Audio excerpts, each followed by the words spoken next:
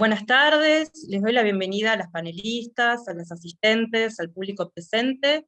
Yo soy Bettina Pressman y voy a coordinar la segunda sesión de este conversatorio, Género, Roles en Organizaciones Criminales y Teoría de Seguridad en América Latina, organizada por el Proyecto Masuru. Quiero agradecer muy especialmente a la doctora Laura Blanc por la invitación a coordinar esta sesión para debatir temas de tanta centralidad en nuestra región. Les aviso que la sesión está siendo grabada y va a formar parte del repositorio audiovisual de Amasuru en el canal de YouTube. En primer lugar, vamos a ver un video de presentación de la red Amasuru y luego vamos a continuar con las actividades. Por favor, el video.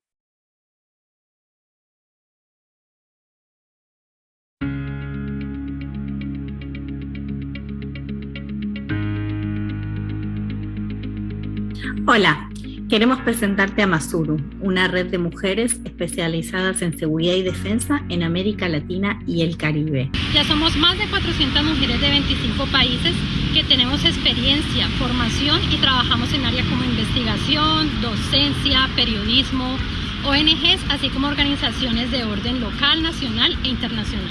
La red tiene como objetivo visibilizar y promover el trabajo que las mujeres hacemos en esta área tradicionalmente dominada por hombres. Queremos incluir la voz de las mujeres en todos los espacios de discusión sobre seguridad en la región.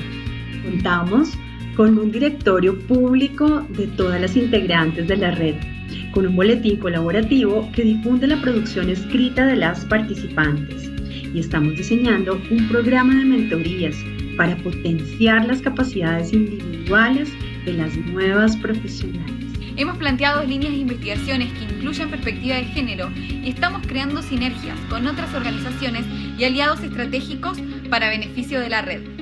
Te invitamos a sumarte a la red Amasuru y participar activamente en promover y empoderar a las mujeres que trabajan en seguridad y defensa en América Latina y el Caribe. Visita nuestro sitio web amasuru.org.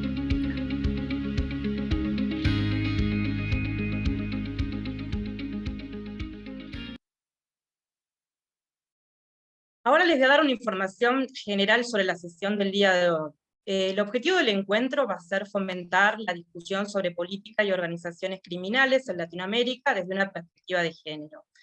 Para ello, el webinar se dividió en dos momentos distintos. Un primer encuentro que se llevó a cabo el pasado 25 de octubre, donde investigadoras de diferentes países debatieron sobre diversas conceptualizaciones, sobre seguridad, organizaciones criminales y roles de las mujeres en estructuras criminales. Esta segunda sesión, que tiene por título Género, Política Criminal y Encarcelamiento en América Latina, panoramas locales para pensar cuestiones continentales, se va a focalizar en analizar y en comparar género, política criminal y encarcelamiento desde realidades específicas. Esto tendrá por fin trabajar puntos de encuentro y diferencias a nivel regional. También les voy a pasar algunos avisos previos antes de iniciar específicamente las actividades. En primer lugar, informarles que se van a entregar certificados de asistencia a quienes participarán de las dos sesiones de la serie. Y es por ello que les pedimos que presten especial atención al chat, donde se va a compartir varias veces el formulario de asistencia para la sesión de hoy. Y así pueden completarlo. También las personas asistentes van a poder hacer preguntas a través del chat, y para eso le vamos a pedir por favor que indiquen a quién o a quiénes está dirigida la pregunta. En caso de que el tiempo lo permita, se van a responder en este espacio, y en caso de que el tiempo esté muy justo, vamos a hacer llegar las preguntas a las panelistas y ellas responderán a través de un video. Este video va a ser subido al canal de YouTube junto con la grabación de esta sesión. Bueno, voy a pasar ahora a la presentación de quien les habla y de las panelistas.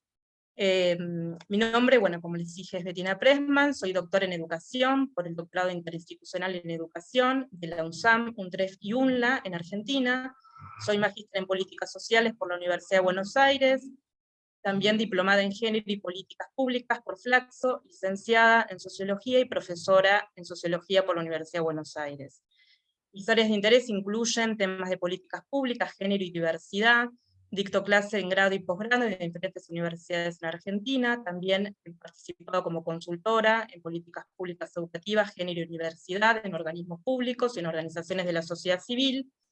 Desde el año 2005 participo en proyectos de investigación orientados a temáticas de políticas públicas y género, y actualmente trabajo como investigadora en el IUCRA, que es el Instituto Universitario de la Gendarmería Nacional en Argentina, donde llevo a cabo investigaciones vinculadas a temáticas de género y seguridad, y educación superior y seguridad.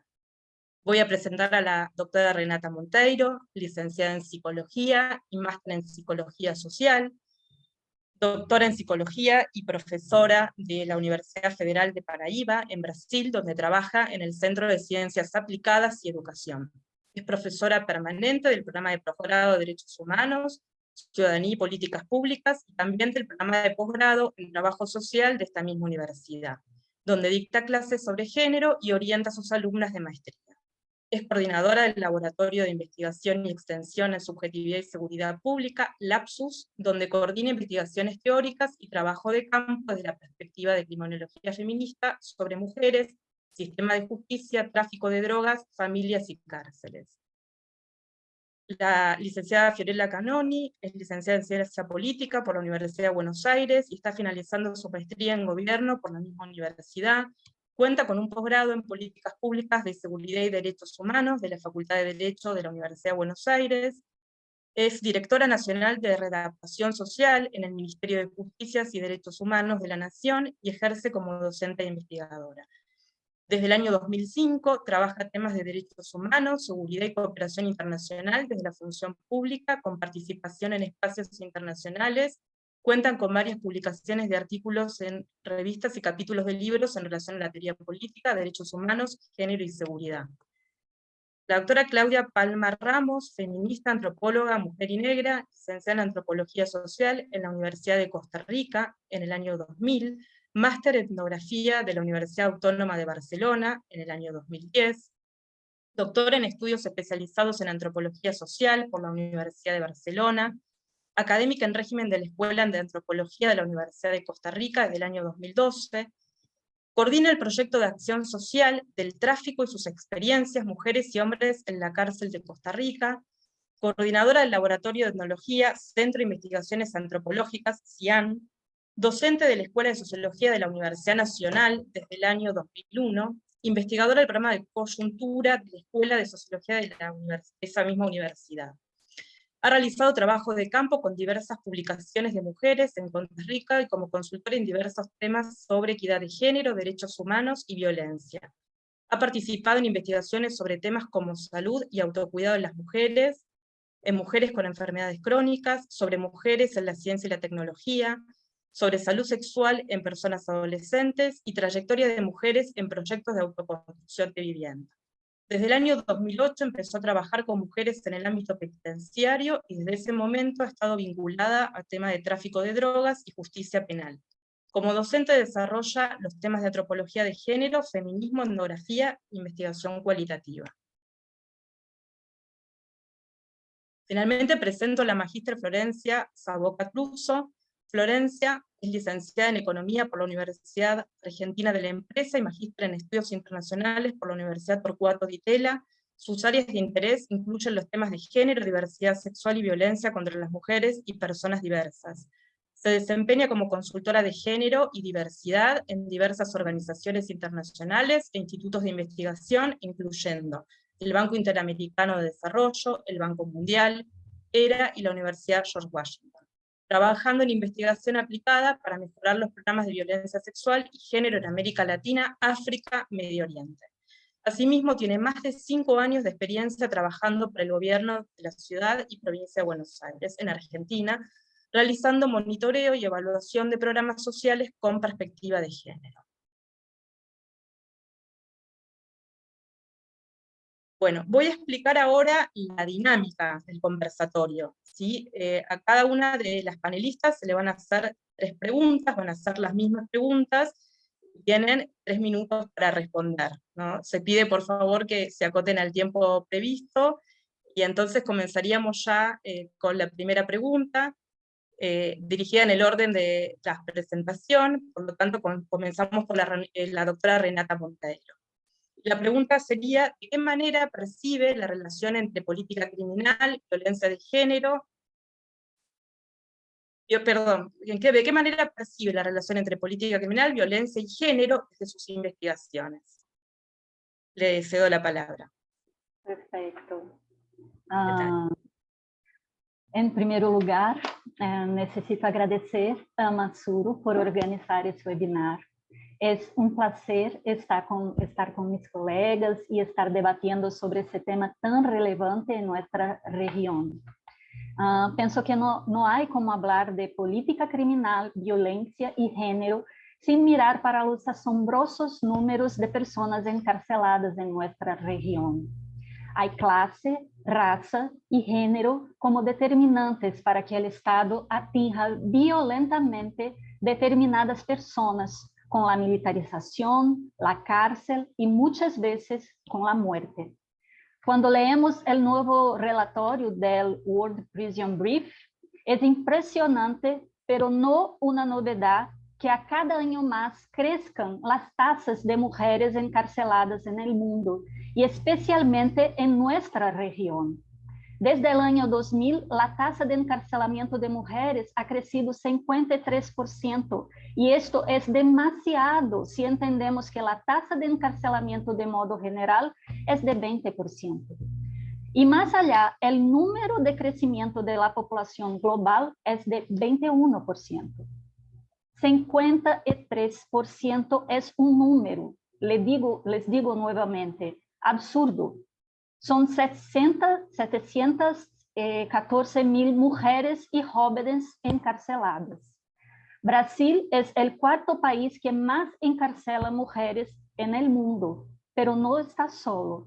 A política criminal de los países de América Latina tem muitas características comunes, e isto hace com que a população atingida por estas políticas seja a mesma em Brasil e em los países vecinos.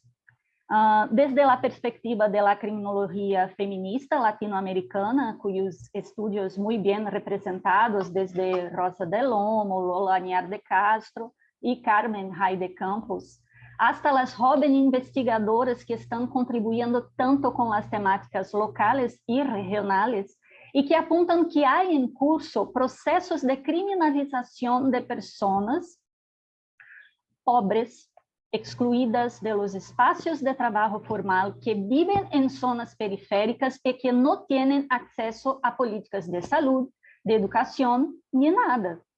Pero que o Estado cumple de alcançá-las mediante políticas penais. O genocídio e o encarcelamento são políticas de Estado em nossa região, e as investigações dizem, não garantizam mais segurança. E que não nos olvidemos que esta cárcel que estamos falando é aquela violadora de direitos humanos de homens, mulheres e suas famílias. O gênero comparece assim como necessário para compreender esta dinâmica, pois cada dia mais a desigualdade de gênero põe a las mulheres em situações de muita vulnerabilidade e que, frente a uma realidade objetiva de tantas exclusões, podem elegir as atividades ilícitas como forma de sobrevivência. Para finalizar, é necessário afirmar que há que fazer uma mirada não por la ideia de que as mulheres estão cometendo mais crimes, pero que estão sendo mais criminalizadas, que o braço do Estado penal las alcança porque é punitivista, classista e misógino.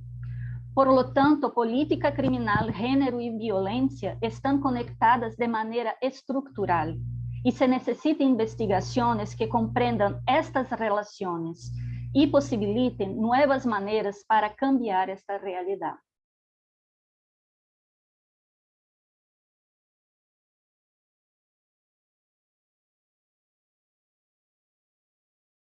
¿Sigo directamente, Bettina? Ahí está. Bueno, ante todo, muchísimas gracias. Para mí, en lo personal, es un honor al lado de compañeras de tanto recorrido, así que muchísimas gracias a la red y a Laurita Blanc también, que me invitó a compartir y pensar de manera colectiva en este encuentro. Yo cuando escuchaba a Renata lo pensaba política criminal, violencia y género en dos líneas. Por un lado, la política criminal que tenemos en Latinoamérica, y por otro también la respuesta a la política criminal. Y yo creo que ahí es donde esta idea de género no termina de sedimentar. Lo que pensaba cuando imaginaba un poco de qué hablar en el conversatorio, es que la respuesta que hay en materia penal nos falta una perspectiva de género que sea performativa. Es decir, que la política criminal se empieza a mirar por un hoyuelo, me gusta decir, como por una rendija, donde nos permita que el género redimensione la escena, ¿no? Que la política criminal efectivamente empieza a tener una perspectiva de género, y creo que esto no está pasando en Latinoamérica. Para esto pensaba Ernesto Laclau cuando trabaja la idea de close-up, retoma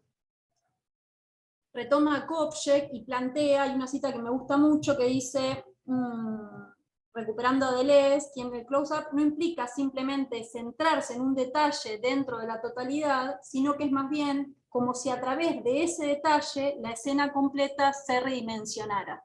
Y yo creo que acá la perspectiva de género lo que tiene que hacer es redimensionar la política criminal para que realmente nosotras tengamos otro escenario que el que acaba de describir Renata, que comparto completamente. Entonces, hoy creo que todavía, si bien estamos avanzando en perspectiva de género y demás, queda en un lugar accesorio, queda como un detalle de la política criminal, ¿no? Miramos la política criminal y decimos, bueno, pero hay un especial foco en mujeres, niñas, adolescentes, porque son grupos en mayor situación de vulnerabilidad, y entonces tanto en nuestras unidades penitenciarias como en la política postpenitenciaria lo que hacemos es tener un enfoque distinto, pero que no alcanza, sin lugar a dudas.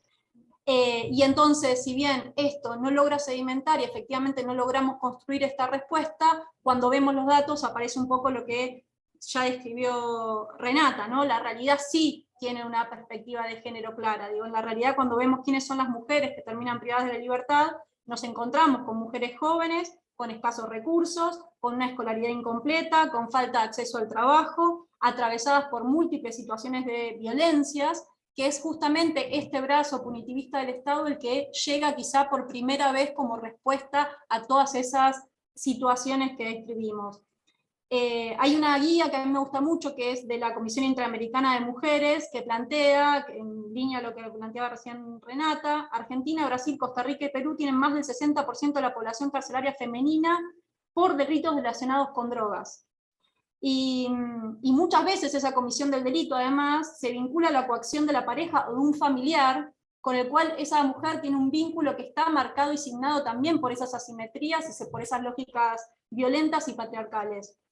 Y si vemos, y acá voy a hablar un poco más de Argentina, y por fuera del sistema federal, que es lo que yo normalmente trabajo, pero recorremos las cárceles provinciales de nuestro país, lo que se nos encontramos también es con muchas mujeres que están privadas de la libertad, por lo que hoy llamamos, por lo que hoy podemos entender como las respuestas a la violencia de género, que como hasta hace muy poco en realidad no teníamos estas tipificaciones, y como hace muy poco la violencia de género era un ámbito de lo doméstico, lo que encontramos ahí es que muchas mujeres terminan en cárceles provinciales por haberse defendido, tanto ellas mismas como sus hijas, ¿no? Porque en general muchas de sus historias están signadas de el aguantar cuando el abuso es sobre ellas, pero poner un límite cuando aparece esa violencia sobre sus hijas. Entonces, a la pregunta también sobre la política criminal, me parece que una respuesta es mirar qué mujeres están poblando nuestras cárceles. Y ahí creo que, si miramos en la órbita del ámbito federal, en Argentina, coincidimos plenamente con la situación que describe la Comisión Interamericana de Mujeres, digo, y esta lógica de que son delitos vinculados con drogas, como en todo nuestro continente,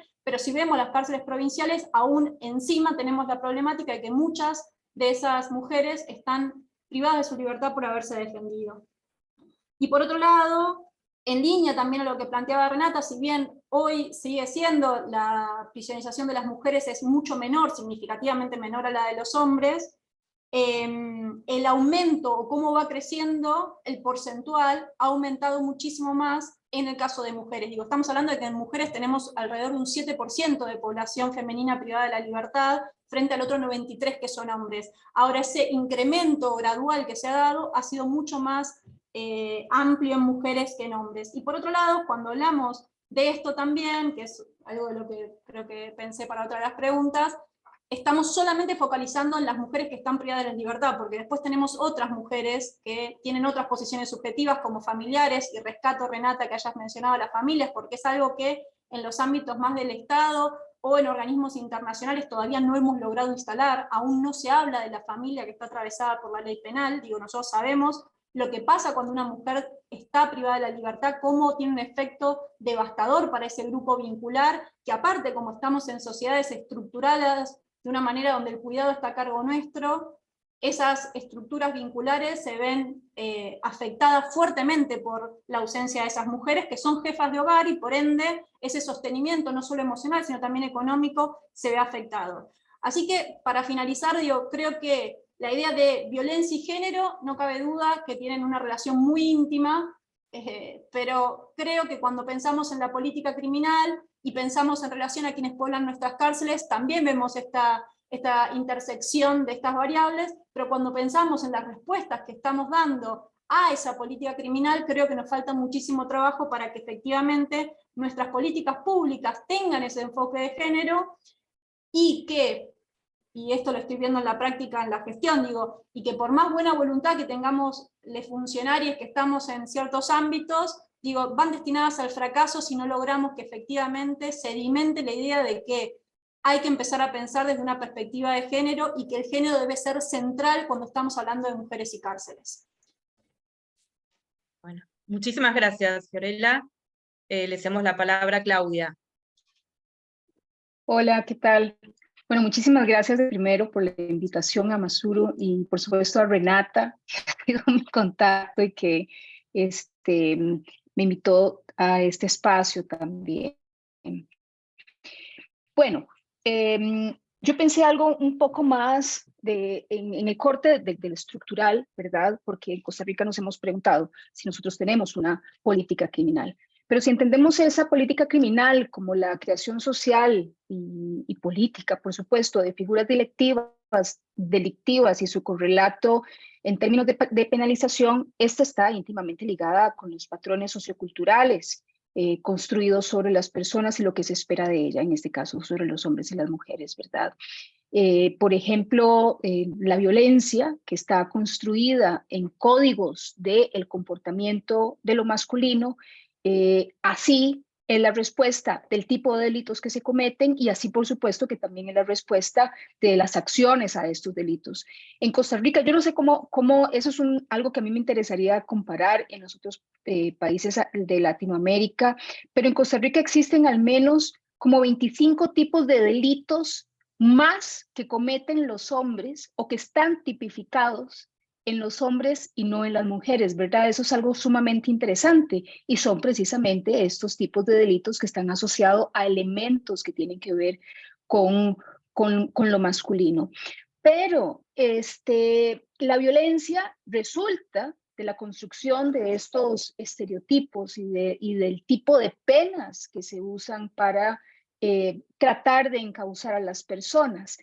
Es la violencia una consecuencia, pero también es parte del producto de cómo se ponen en funcionamiento estos estereotipos. Por ejemplo, en el caso de las mujeres, el nivel de violencia que ejerce el sistema cuando no se ha esperado que tradicionalmente ellas cometan delitos, a pesar de que sí lo hacen, es muchísimo más cruel con las mujeres que con los hombres, ¿verdad? Porque en la dinámica de lo cotidiano se perdona más fácilmente a un hombre que comete un delito, independientemente del que sea. Incluso su integración social una vez que sale de la cárcel es mucho más rápida y efectiva que cuando los delitos los cometen las mujeres. Esto que les decía al inicio sobre que en algún momento nos preguntamos si había una política criminal, hicimos incluso un foro hace muchísimo tiempo, porque no hay una propuesta escrita de cómo deberían de corresponder las penas a los delitos con respecto a la estructura sociocultural del país. Y eso es muy fuerte, ¿verdad? Porque tenemos toda una legislación que ha ido respondiendo y acomodándose, comillas, a las nuevas figuras delictivas, ¿verdad? Pero eso no quiere decir que se haya pensado en términos cuantitativos y también cualitativos, cómo tendría que responder la política delictiva a la estructura cultural del delito, ¿verdad? Y eso a mí me parece interesante también pensarlo en términos de lo que está pasando en el resto de América Latina. En Costa Rica se han hecho algunos esfuerzos, principalmente por tratar de acomodar algunos de los espacios penales, principalmente de hombres, eso es muy fuerte, a las necesidades diarias. Nada más les dejo un dato, bueno, Costa Rica es un país muy pequeño, ¿verdad? Ustedes lo saben, a la par de todos los que están acá representados, somos probablemente una provincia, que no pasamos los 5 millones de personas en su totalidad, pero cuando hace aproximadamente 7 años se pensó en un presupuesto del Estado para rehacer la cárcel de mujeres y que tuviera una perspectiva de género en todos sus sentidos, ¿verdad? Ese presupuesto en el gobierno posterior se usó para cualquier otra cosa. O sea, un proyecto que lo inicia un gobierno, que además eran del mismo partido, y cuando hay cambio de gobierno, el presupuesto para crear esta cárcel especializada para atender a las mujeres con sus necesidades y demás, se utiliza para comprar, ¿cómo se llaman? Las pulseras de seguimiento, por ejemplo, ¿verdad? Entonces, claramente, eso es una forma de poder ver cómo la violencia se ensaña en el caso de las mujeres, porque además de que todavía no se termina de concebir la figura delictiva en las mujeres, además de eso tampoco existe una respuesta justa cuando de encarcelamiento se trata.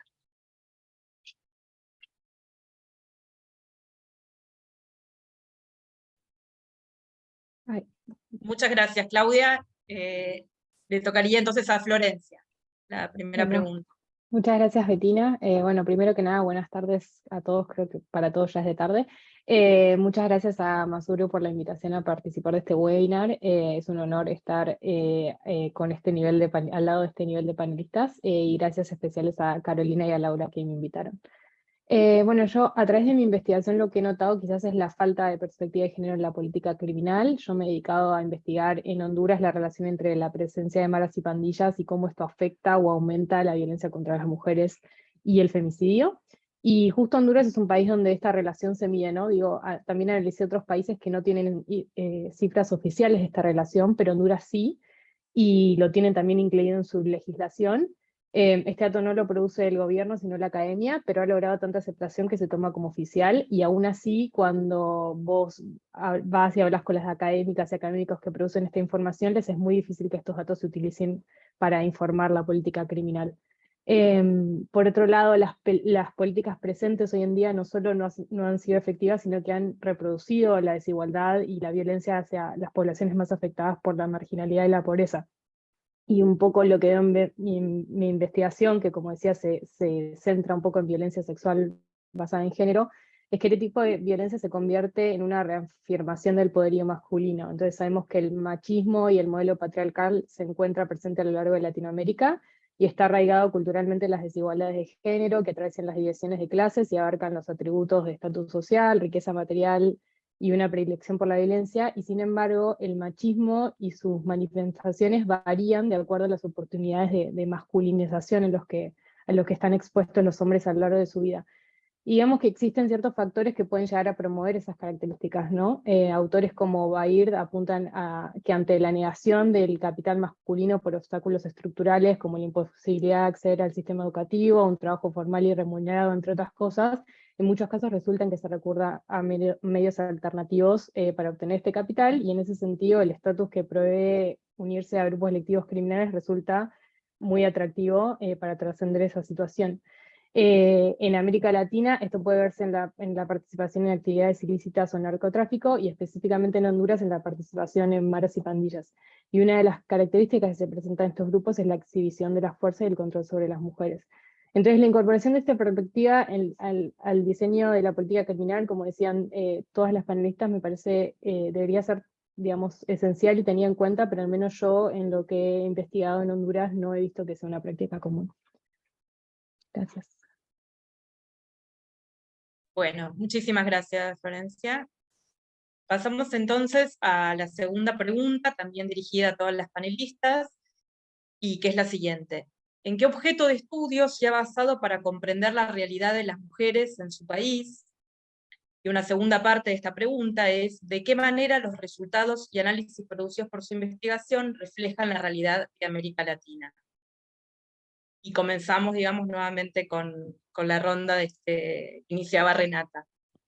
Perfecto. Como dicho en la presentación, acá en Brasil soy profesora de la Universidad Federal de grado y posgrado, donde coordino un grupo de investigación llamado Lapsus, que hace más de 10 años desarrolla investigaciones y trabajos de extensión sobre política criminal, sistema de justicia, encarcelamiento, familias de personas encarceladas, entre otros temas. Hace algunos años, las investigaciones que coordino con equipos de alumnas de grado y posgrado son tanto investigaciones de campo como investigaciones teóricas. Nosotras somos un grupo grande con otros 2 coordinadores y por lo tanto hay mucho trabajo siendo producido. Algunos de los objetos de estudio más recientes son mujeres sobrevivientes de la cárcel, es decir, ¿qué sucede con las mujeres cuando salen de la prisión? ¿Qué políticas el Estado garantiza para que ellas no se involucren en crímenes? Otro tema es sobre los discursos judiciales de condena de mujeres que cometieron delitos de tráfico de drogas y también, por ejemplo, investigaciones con estudios comparados sobre la realidad de mujeres condenadas por tráfico en Brasil y otros países de América Latina. Los resultados que hemos reunido demuestran que la realidad de mujeres en América Latina es muy similar, sea en sus condiciones de vida, trayectorias, las maneras como eligen ingresar en las actividades ilícitas, los trabajos que están disponibles en el tráfico de drogas, los modos como son condenadas más rígidamente por ser mujeres, y todo eso impregnado del mandato de género, porque la gran mayoría de mujeres encarceladas son madres, son jefes de hogar que necesitan sobrevivir en una sociedad que exige el desempeño de papeles idealizados, pero que les relega una vida de pocas opciones. Desde el último webinar del concepto de tripla condena de Corina Giacomello que hablamos, me parece que hoy es un concepto clave para entender las relaciones entre mujer y sistema de justicia. Las sentencias de Brasil que hemos investigado no hacen otra cosa que condenar y encarcelar rígidamente mujeres, no solo por cometimientos muy pequeños, pero porque son madres. Son mujeres que no están cumpliendo el mandato de género. Y estas cosas que hablo de modo muy simples y superficial por el tiempo y el espacio que tenemos ahora, está de acuerdo con investigaciones, por ejemplo, pienso de Cláudia, que está aquí, también de Corina, y de otras colegas investigadoras latinoamericanas que producen análisis muy próximas de las nuestras. Muchas gracias. Pasamos ahora a la respuesta de Fiorella. Gracias. Bueno, como me presentaban, yo actualmente estoy a cargo de la Dirección Nacional de Adaptación Social del Ministerio de Justicia y Derechos Humanos de la Nación en Argentina. Nosotros trabajamos con cárceles, el último tiempo la gestión estamos trabajando más en el postpenitenciario, así que tengo un trabajo diario con cooperativas deliberadas, un poco Renata en lo que te preguntabas, justamente lo postpenitenciario es un desafío enorme. Hoy las cooperativas y las organizaciones sociales son una gran respuesta en ese caminar después de la cárcel, más que nada porque son todas mujeres atravesadas por múltiples situaciones de violencia. Así que yo cuando pensaba sobre el objeto de estudio, para mí la cárcel implica 3 dimensiones: la mujer que está privada de la libertad, la mujer penitenciaria que está ahí del otro lado y que es parte de esa estructuración, y la tercera punta, me parece, de ese triángulo, son las mujeres familiares de personas detenidas. En Argentina tenemos 114.000 personas aproximadamente privadas de la libertad, y muchos pensamos que un 7% solamente son mujeres, muchos de esos hombres son acompañados por mujeres, así que me parece que no evidenciar el rol de las mujeres familiares es una pérdida que tenemos nosotras. Creo que muchas de estas cooperativas aparte se llevan adelante a través de mujeres familiares, muchas de esos armados. La cárcel, en lo personal, entiendo que atraviesa todo el grupo vincular, y hablo de vínculos porque la familia a veces no alcanza, porque sabemos que también la cárcel rearma los vínculos, y no necesariamente quienes sostienen son la familia entendida como esa familia de origen. Entonces, primero creo que el universo para pensar la cárcel es ese. Yo, como decían, obviamente abandoné mi doctorado porque la gestión te devora, abandoné mi doctorado, maestría, ahora estoy tratando de terminar algo, y en ese terminar algo estoy mirando algo que creo que tiene que ser una respuesta hegemónica de la política criminal, que es el arresto domiciliario para las mujeres, y estoy tratando de estudiar un poco sobre ese punto y ese pequeño universo en particular. Estoy pensando en las mujeres que tienen arresto domiciliario bajo vigilancia electrónica, y ahora explico por qué. En el ámbito federal, esas mujeres hoy son más o menos, hay un total de 1.191 personas en Argentina con este sistema, del cual el 37% son mujeres, estamos hablando aproximadamente de 440 mujeres, en el ámbito solo federal. Y quiero mirar esas porque creo que efectivamente lo que se piensa desde la política criminal como un beneficio, que es la idea del arresto domiciliario, cuando tiene estos dispositivos de control, que le da cierta garantía al Poder Judicial respecto de dónde están, cuándo y demás, hace que el aislamiento de estas mujeres sea tan fuerte que organizaciones como Yo No Fui hablan de castigo a domicilio.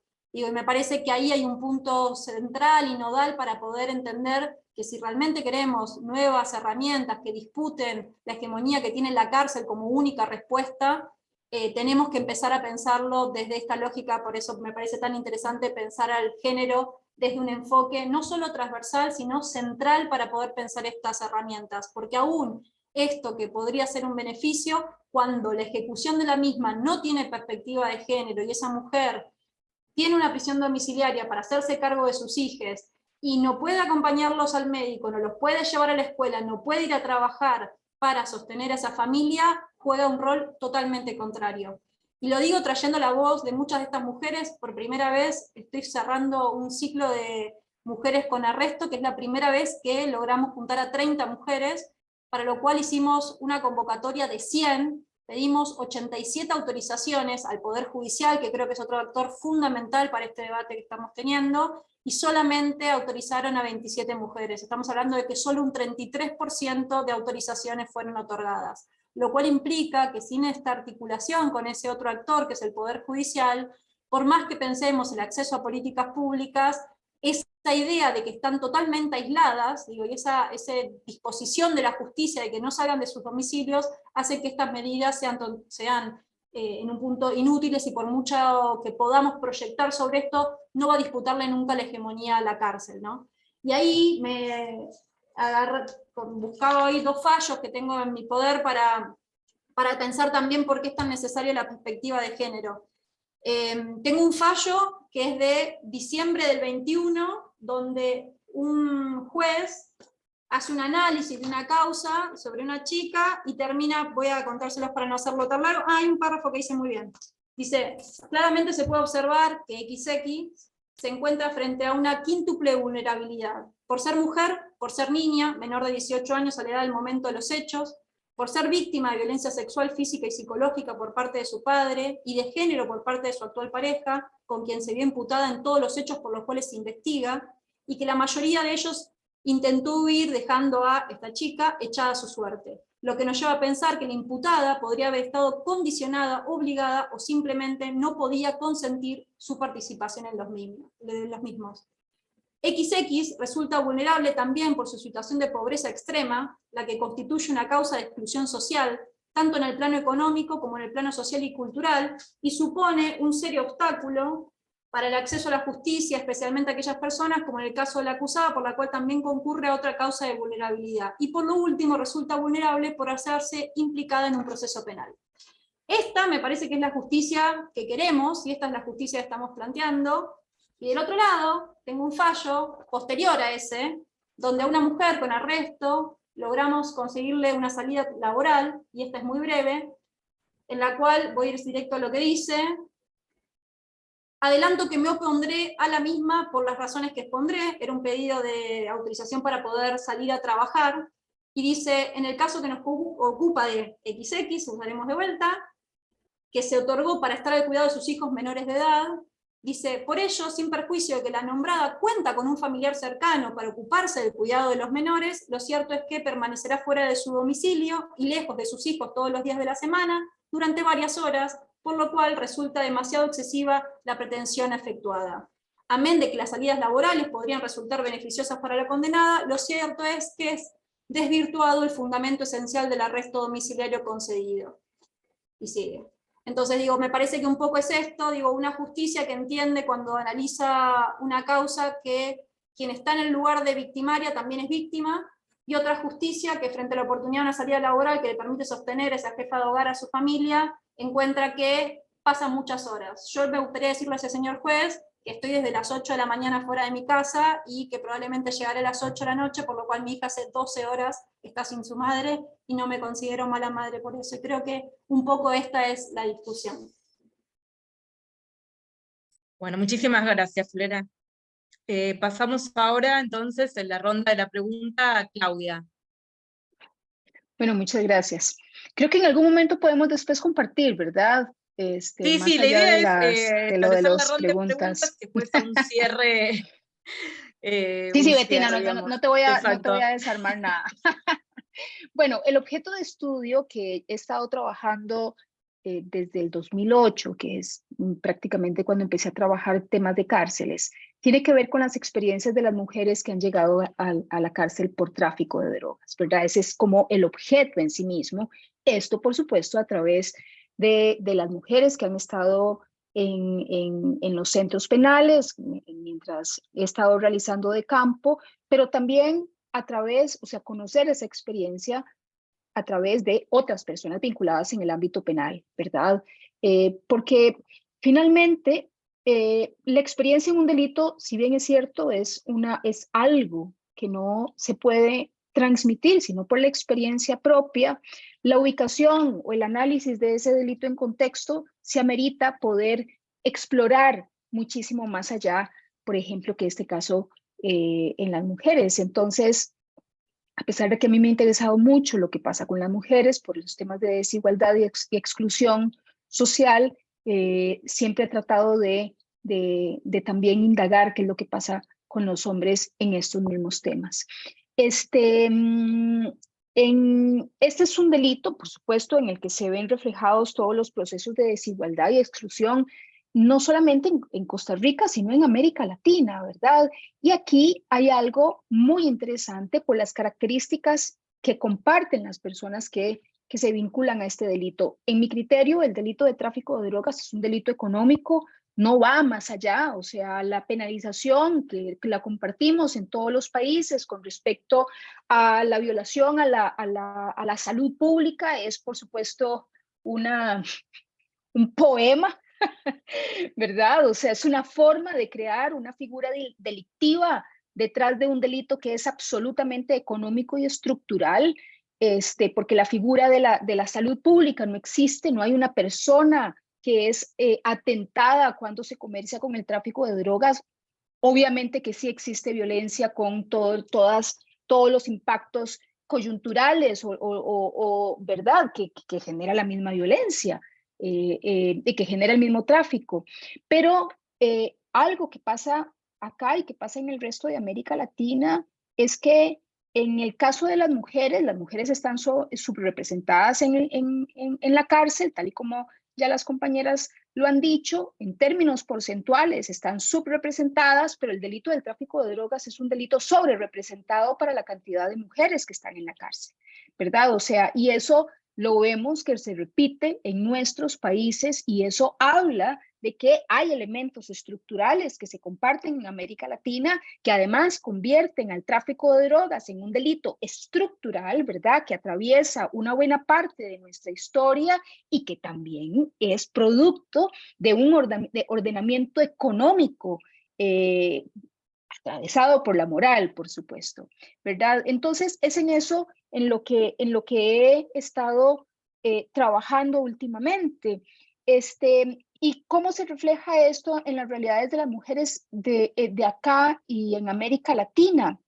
Bueno, porque las mujeres son producto de la exclusión social relacionada con la educación y con el trabajo, por la falta de oportunidades que se crean o sea, que el Estado ha dejado de crear para ellas mismas, ¿verdad? De poder integrarse más allá de la profesionalización, este engaño de la profesionalización, que tenemos que titularnos y demás, es un engaño que solamente conlleva a la exclusión, porque si no hay oportunidades para poder integrarse de forma plena y equitativa en la educación y en el trabajo, evidentemente lo que conlleva es los datos que tenemos en el caso de las mujeres y de otras poblaciones excluidas. Pero además también el tema de la sobrecarga, que esto también lo estaba hablando Fiorella, de la sobrecarga social sobre el cuidado, que hace que se piense que las mujeres son las que están exigidas a poder sacar solas a sus familias adelante, ¿verdad? O sea, existe esta idea de que un hombre solo con una familia es un héroe, ¿verdad? Y esto más allá de que, por supuesto, que yo considero que cada ser humano es un ser humano maravilloso en sus condiciones estructurales, pero cuando hay un hombre solo con una familia es un héroe. Pero pensamos que las mujeres solas con sus familias es lo que tiene que pasar. Y esa sobrecarga, esa exigencia sociocultural de que ellas pueden sacar a las familias solas adelante, implica que se espera que puedan hacer cualquier cosa. No casualmente existe sobre las mujeres el mandato de que son las únicas que pueden incluso matar por sus hijos, ¿verdad? Nunca pensamos en ese tipo de cosas. Siempre se dice, bueno, una madre es capaz de matar por sus hijos. Claro, si es capaz de matar, es evidentemente capaz de cometer un delito económico para poder sacar la familia adelante. Entonces no nos tendríamos que sorprender con los datos porque es absolutamente coherente con el discurso estructural.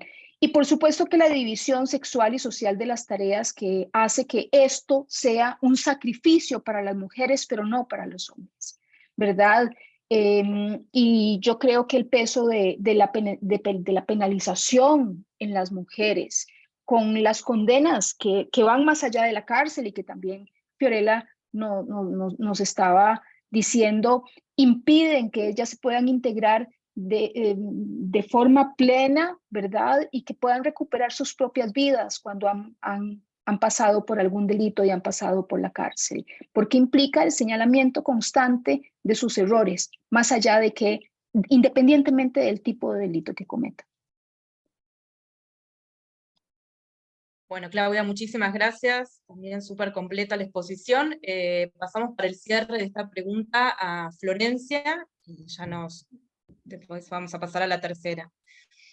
Gracias, Bettina. Bueno, como comentaba en la pregunta anterior, yo analicé la violencia contra las mujeres y las niñas, incluyendo el femicidio, en contexto de presencia de grupos delictivos criminales en Honduras. Un dato que resalta la región es que tiene la segunda tasa más alta en el mundo de violencia sexual fuera de la pareja, de 36,1%, cosa que, por ejemplo, en el caso de Honduras se debe o se explica en gran parte por la violencia sexual basada en género al interior de los grupos delictivos criminales o en relación a ellos. Para 2018 el YouthPass, que es el Instituto de Democracia y Paz de la Universidad Nacional de Honduras, informó que el 37,2% de las muertes violentas de mujeres y femicidios habían tenido relación con los grupos delictivos criminales, y esta categoría fue la que mayor muertes registró, seguida de los femicidios sin determinar. Cuando uno analiza un poco más, esos femicidios sin determinar son un poco una cifra negra, que si digamos, lo analizamos en detalle, puede dar hasta que el 70% de los femicidios se relacionan con grupos delictivos criminales. Bueno, estas muertes se caracterizan por un modus operandi similares y un poco distintas a los femicidios, digamos, que son causados dentro de la pareja, en mayor proporción cometidas por arma de fuego, en espacios públicos y por desconocidos. Y digamos, si vamos a un poco si estos resultados reflejan o no la realidad de América Latina y Caribe, es un poco complejo aseverar eso, no tenemos datos, al menos yo también analicé México y Brasil, y bueno, acá Claudia por ahí puede decirnos más, pero no está medida esa relación formalmente. Digo, Honduras tiene en su código penal tiene un agravante del femicidio en su tipificación, que es cuando el femicidio se comete en el contexto de un grupo delictivo, con lo cual hace mucho más fácil medir esta relación. Digo, más fácil entre comillas, porque igual después en el proceso de investigación hay un montón de problemas, pero digo, al menos da pie para que, digamos, haya mesas de participación de las distintas instituciones que puedan hacerle un análisis más profundo de los femicidios y que puedan tipificarlo de esta manera. Así que bueno, digamos, creo que sería difícil aseverar que en el resto de Latinoamérica pasa lo mismo, pero digamos, en la narrativa de los entrevistados sí por lo menos es algo que digamos, se repite. Bueno, muchas gracias, Florencia. Bueno, y la pregunta de cierre, digamos, yo creo que ya han abundado, digamos, las panelistas acerca de los aportes que puede haber para las políticas públicas desde una perspectiva de género, ¿no? De sus investigaciones. Y bueno, era un poco lo que proponía Claudia, digamos, sí, por supuesto pueden retomar los planteos de las otras panelistas y hacer una cuestión más conversada, si quieren, en torno a esta última intervención. Bueno, en el orden que veníamos, ¿no? Primero Renata, y...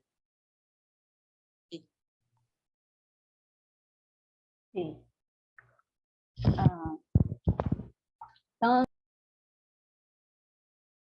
Estás muteada, Renata. ¿Ahora sí? Ahora sí, perfecto. Sí, perfecto.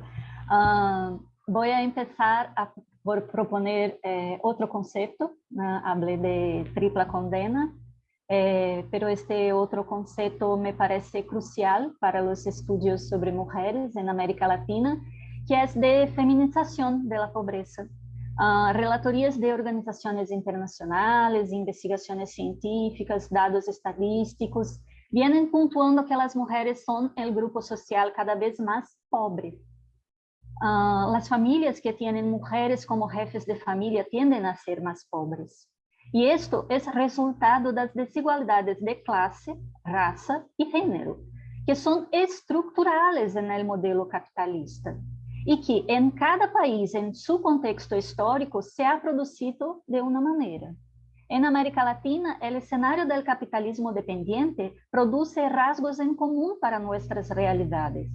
Esta comprensión teórica ayuda a pensar que políticas de acceso a educación, salud y trabajo con perspectiva de género son fundamentales para posibilitar que más mujeres puedan elegir otros modos de vida a partir de realidades objetivas más justas.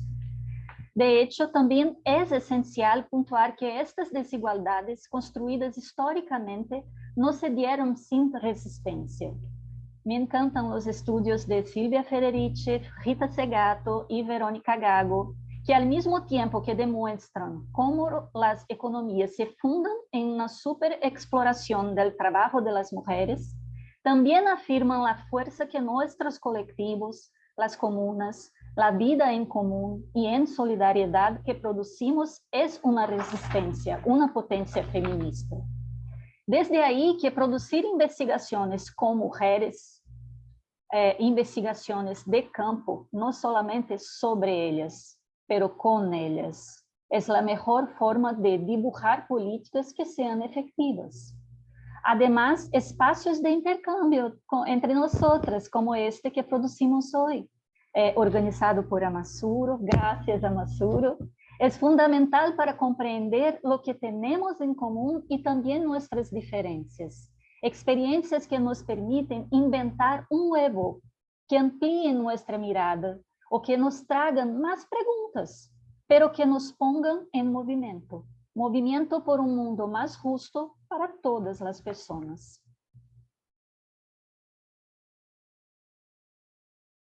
Muchas gracias, Renata. Fiorella, te escuchamos.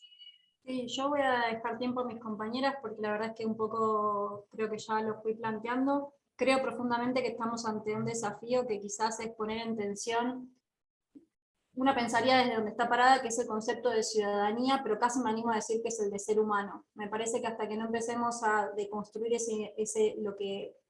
la imagen que se tiene de quienes entran en la categorización de ser humano, que un poco quedan por fuera toda la población de la que estamos hablando, digo, si una mujer está en una cárcel, si una persona está atravesada por una cárcel, pareciera que de pronto pierde esa categoría de ser humano, y después el desafío es cómo la recupera. Yo celebro este encuentro, digo, yo quiero empezar a mirar y quizá pueda aportar desde ahí, de poder mirar algo que para mí tiene que ser la respuesta a futuro. Creo que el arresto domiciliario es una gran opción para pensar la política criminal desde una perspectiva de género. Creo que también estamos ante la oportunidad, pero también al mismo tiempo ante el desafío, porque si esta idea termina de instalarse, que solamente es un beneficio por dárselo por priorizar a mujeres embarazadas, por hijos a cargo y demás, pero después las políticas públicas no acompañan eso, creo que es una política destinada al fracaso, y creo que nuestras investigaciones pueden producir eso para mostrar nuestras investigaciones y nuestra interlocución con esas mujeres que lo están atravesando, y traer esas voces y escucharlas. Digo, escuchaba a las compañeras que hablaban en el panel, compartían, y pensaba, esto que nosotras decimos desde la academia, la intersección de vulnerabilidades, o la superposición de mala madre, mala mujer y demás, y todas esas construcciones que hacemos se vivencian. Digo, hay que ver una mujer llorando con arresto domiciliario diciendo que ella lo único que siente con la maternidad es culpa. Entonces, ¿cómo hacemos esa mirada más humana y esa construcción teórica que producimos se fusionen para realmente construir políticas públicas que, sinceramente, creo que si no están miradas desde una perspectiva de género van al fracaso? Porque creo profundamente que seguir tratando como iguales a quienes han sido históricamente desiguales es ratificar esa igualdad. Entonces, dar por sentado que todos tenemos la misma categoría de ciudadanos y de seres humanos es negar esas desigualdades, y en tanto no construyamos una ciudadanía plena donde las diferencias sean parte constitutivas, creo que hay que pensar en políticas públicas focalizadas y especializadas para poder entrar en un pie de igualdad ciudadana necesaria para poder resolver todo esto que estábamos hablando, y que Renata arrancó haciendo un panorama, creo que compartimos en toda Latinoamérica cuando arrancó su primera intervención. Así que con eso estoy. Muchas gracias, Fiorella. Claudia, te escuchamos. Gracias, Bettina. Bueno, vamos a ver. Es difícil pensar en las políticas públicas en América Latina con los niveles de desigualdad que tenemos, ¿verdad? O sea, América no es el continente más pobre, pero América Latina sí es la zona más desigual del mundo. Entonces, eso es realmente tremendo para pensar políticas públicas. Y en lo que yo creo es que tienen que existir políticas económicas más allá de todos estos compromisos que se han ideado a lo largo del tiempo en la relatoría sobre las mujeres, ¿verdad? O sea, Costa Rica es un país, y yo sé qué pasa con el resto, porque en su gran mayoría vivimos en democracias edificadas, que hemos suscrito todos estos compromisos de Naciones Unidas y demás, pero ¿cómo poner en práctica compromisos de papel en una zona tan absolutamente desigual, ¿verdad? En donde hay gente que se ha quedado absolutamente atrás de lo más básico, ¿verdad? Ya ni tan siquiera pensando en la cárcel, de lo más básico que puede existir. Entonces, siempre creo acceso a las oportunidades más sencillas. O sea, si la educación, por supuesto, es que es fundamental, pero hay mujeres que yo no sé si en este momento se van a poner a estudiar grandes cosas para salir adelante. No, ya se quedaron atrás. Entonces, lo que tenemos es que crear oportunidades económicas para un ingreso digno al mercado a través de diferentes, qué sé yo, de capacitaciones. Yo digo, no vamos a destruir este tipo de mercado y este tipo de organización. Entonces tenemos que crear algunas condiciones básicas que las personas puedan participar en condiciones dignas. y puedan poder acceder a la comida, al disfrute, a la acción de manera cotidiana, ¿verdad? Recuerdo, ahora se me olvidó el nombre, pero era una, ahorita me acuerdo el nombre, pero ella decía que si las mujeres tuviéramos acceso a una acción que no, una salud que no tuviéramos que pagar, a un vínculo, las comunidades en donde realmente apoyemos, probablemente el acceso al dinero sería secundario, porque lo más sencillo, lo más básico de la vida cotidiana estaría resuelto. Y yo pienso que nuestros estados democráticos es en una de las cosas en las que se tiene que pensar. Con respecto al encarcelamiento, por supuesto que yo apuesto a todas las medidas no carcelarias, ¿verdad? Sustitutivas de la cárcel, porque yo creo que eso tiene un impacto desastroso en las familias y, por supuesto, a la desmoralización de los delitos y principalmente los delitos económicos, que es lo que tienen llenas nuestras cárceles. Escuchando a Florencia, también yo pienso que en América Latina tenemos datos, pero no lo suficientes para compararnos entre los países, ¿verdad? Por ejemplo, lo que pasa en el Triángulo Sur, de lo que nos habla Florencia, es un fenómeno muy particular. No es necesariamente otras experiencias de los países, en criminales o delictivas que nos hagan reflejar cuáles son esas otras situaciones que estamos viviendo también, aunque no tengamos las mismas condiciones estructurales que de lo que está pasando en el Triángulo Norte, ¿verdad? Y yo creo que eso es muy importante. No tenemos datos que podamos comparar entre los tipos de delitos, de las mujeres jóvenes por tipos de delitos, ¿verdad? O sea, creo que hay un gran trabajo que tenemos que hacer en términos de datos y presionar a los países para poder crear datos que podamos comparar.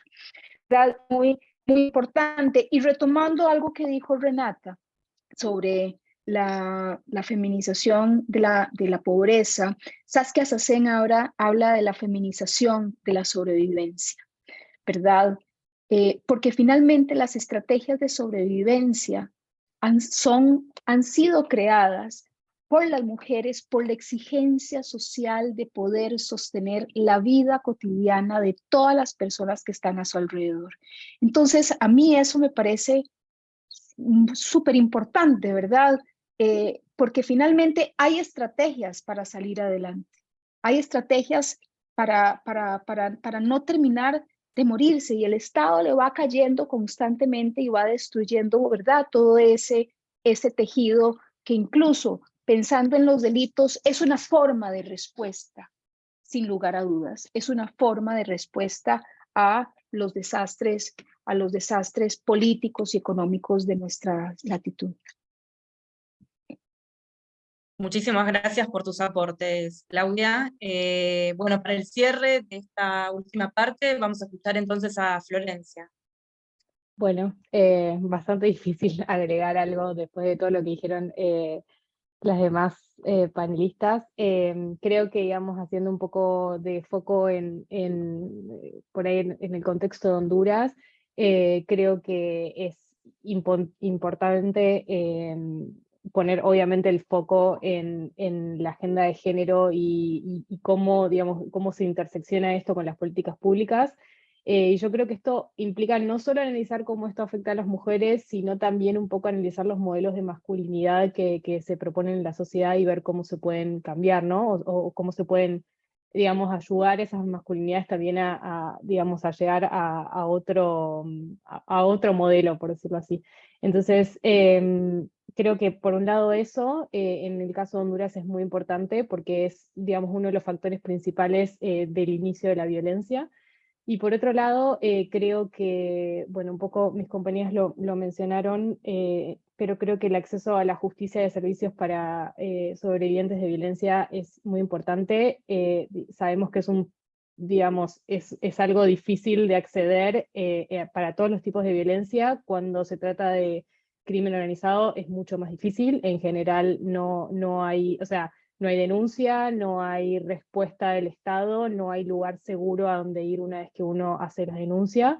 Y las mismas organizaciones que trabajan en territorio con estas situaciones están cada vez más, digamos, dejando ese territorio porque es muy peligroso para ellas y digamos, para todas las personas que trabajan, digamos, hacer frente a esto. Entonces me parece que es importante, y también un poco lo que veía es que ante la falta de mecanismos formales de justicia, digamos, tenemos mecanismos informales muchas veces dentro de estos grupos, entonces me parece importante como replantear, digamos, el rol que tiene el Estado en brindar esa justicia, porque si no, digamos, al interior de los grupos criminales es una situación mucho más compleja.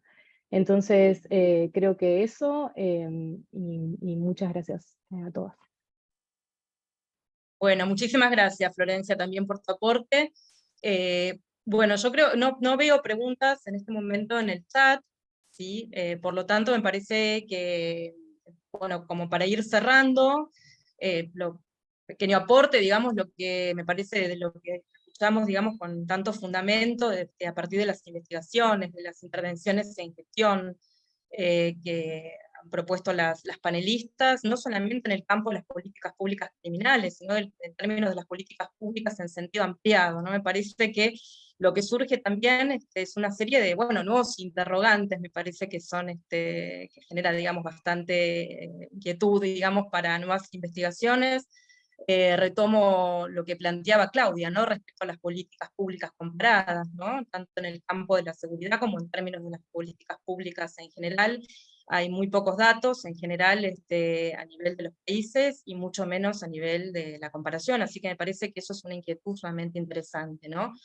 Y en cuanto, digamos, las distintas intervenciones de lo que se entiende por género, lo que se entiende por ciudadanía, ¿no? Finalmente terminamos hablando de la definición de ser humano, ¿no? Más allá de la definición de qué es ser hombre, qué es ser mujer, qué es ser diversidad. Me parece que la amplitud, digamos, de los objetos de estudio y de las intervenciones desde el punto de vista de la gestión dan para una continuidad. Bueno, doy por terminado, digamos, lamentablemente tenemos que ir cerrando, digamos, el espacio del día de hoy. Muchísimas gracias a Masur, en principio, cada una de las panelistas y sus intervenciones, al público presente. Los invitamos a seguirnos en las redes sociales, y bueno, como dijimos, esto va a estar también disponible, sí, el video, la grabación del video, en las redes sociales. Así que hasta el próximo encuentro. Muchas gracias.